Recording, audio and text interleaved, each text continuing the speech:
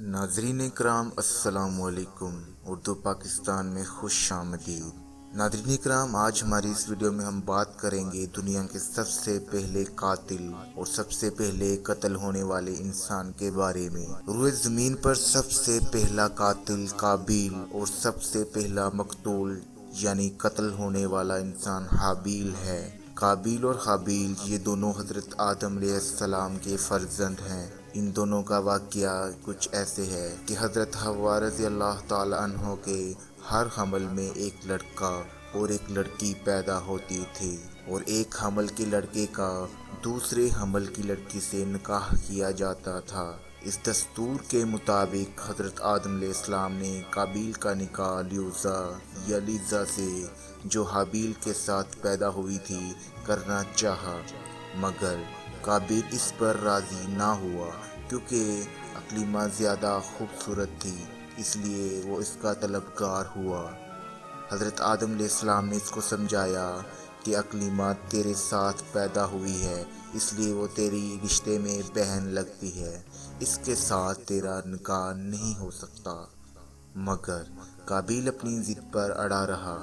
بالآخر حضرت آدم علیہ السلام نے یہ حکم دیا کہ تم دونوں اپنی اپنی قربانیاں خداوند قدوس کے دربار میں پیش کرو، جس کی قربانی مقبول ہوگی وہی اقلیمہ کا حقدار ہوگا۔ اس زمانے میں قربانی کی مقبولیت کی نشانی یہ تھی کہ آسمان سے ایک آگ اتر کر اس کو کھا لیا کرتی تھی۔ چنانچہ قابیل نے گدھیوں کی کچھ بالیں اور حابیل نے ایک بکری قربانی کے لیے پیش کی۔ آسمانی آگ نے حابیل کی قربانی کو کھا لیا اور قابیل کی گدھیوں کو چھوڑ دیا۔ اس بات کر قابیل کے دل پر بغض اور حسد پیدا ہو گیا، اور اس نے حابیل کو قتل کر دینے کی ٹھان لی، اور حابیل سے کہہ دیا کہ میں تجھ کو قتل کر دوں گا۔ حابیل نے کہا کہ قربانی قبول کرنا اللہ تعالیٰ کا کام ہے، اور وہ متقی بندوں کی ہی قربانی قبول کرتا ہے۔ اگر تو متقی ہوتا تو ضرور تیری قربانی قبول ہوتی۔ ساتھ ہی ساتھ حابیل نے یہ بھی کہہ دیا کہ اگر تو میرے قتل کے لیے ہاتھ بڑھائے گا تو میں تجھ پر اپنا ہاتھ نہیں اٹھاؤں گا، کیونکہ میں اللہ تعالیٰ سے ڈرتا ہوں۔ میں یہ چاہتا ہوں کہ میرا اور تیرا گناہ دونوں تیرے ہی پلے پڑے اور تو دوزخی ہو جائے، کیونکہ بے انصافوں کی یہی سزا ہے۔ آخر قابیل نے اپنے بھائی حابیل کو قتل کر دیا۔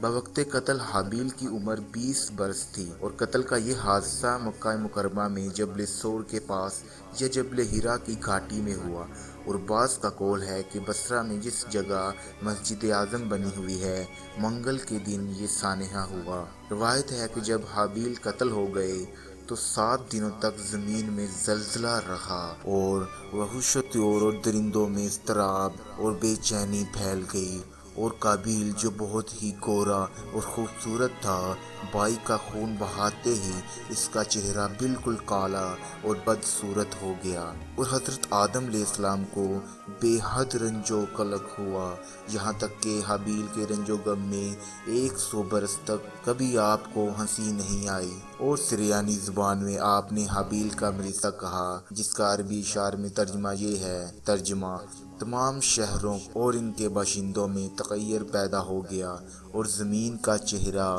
غبار آلود اور قبیح ہو گیا، ہر رنگ اور مزہ والی چیز بدل گئی، اور گورے چہرے کی رونق کم ہو گئی۔ حضرت آدم علیہ السلام نے شدید غضبناک ہو کر قابیل کو پھٹکار کر اپنے دربار سے نکال دیا، اور وہ بدنصیب اقلیمہ کو ساتھ لے کر یمن کی سرزمین عدن میں چلا گیا۔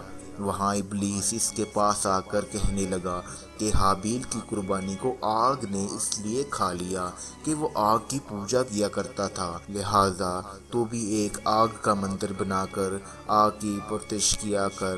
چنانچہ قابیل پہلا وہ شخص تھا جس نے آگ کی عبادت کی تھی، اور یہ روئے زمین پر پہلا شخص ہے جس نے اللہ تعالیٰ کی نافرمانی کی اور سب سے پہلے زمین پر خون ناحق کیا۔